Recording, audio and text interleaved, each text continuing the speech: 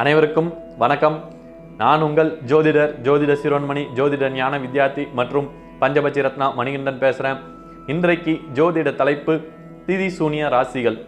திதி அதாவது நீங்கள் பிறந்த திதியும் உங்கள் திதிக்கு சூனியமாகும் ராசிகளும் என்னென்ன அப்படிங்கிறத பார்ப்போம். இந்த சூனியமான ராசிகள் எந்த ஒரு பலனையுமே தராது. அதன் காரக பாவத்துவம் நாஸ்தியாகிவிடும் மற்றும் அந்த பாவத்துக்குரிய வேலையும் அது செய்யாது, அது சூனியமாகிவிடும். இப்போ நீங்க பிறந்த திதி அன்னைக்கு எந்தெந்த ராசிகள் சூனியமாயிருக்குன்னு பார்க்கலாம். அதுக்கு முன்னாடி நீங்க திதியை பத்தி தெரிஞ்சுக்கணும். பிரதமை, துதியை, திரிதியை, சதுர்த்தி, பஞ்சமி, சஷ்டி, சப்தமி, அஷ்டமி, நவமி, தசமி, ஏகாதசி, துவாதசி, திரியோதசி, சதுர்தசி, அமாவாசை ஆர் பௌர்ணமி. இந்த வரிசையில்தான் திதிகள் அமையும்.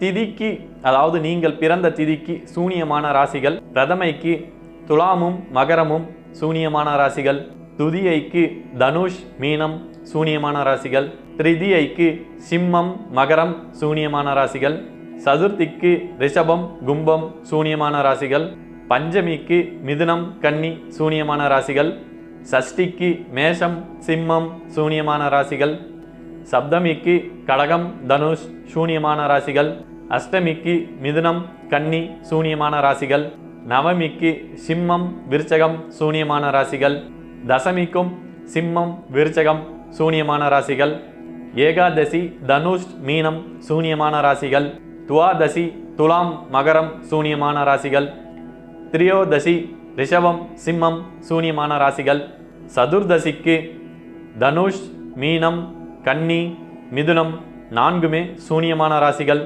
அமாவாசையில் பிறந்தவர்கள் மற்றும் பௌர்ணமியில் பிறந்தவர்களுக்கு திதி சூனிய ராசி இல்லை.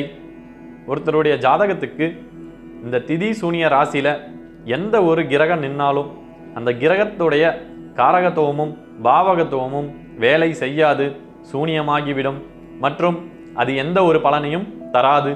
மீண்டும் வேறொரு ஜோதிட தலைப்பு, வேறொரு வீடியோவை உங்களுக்கு அப்லோட் பண்ணுறேன். நன்றி, வணக்கம்.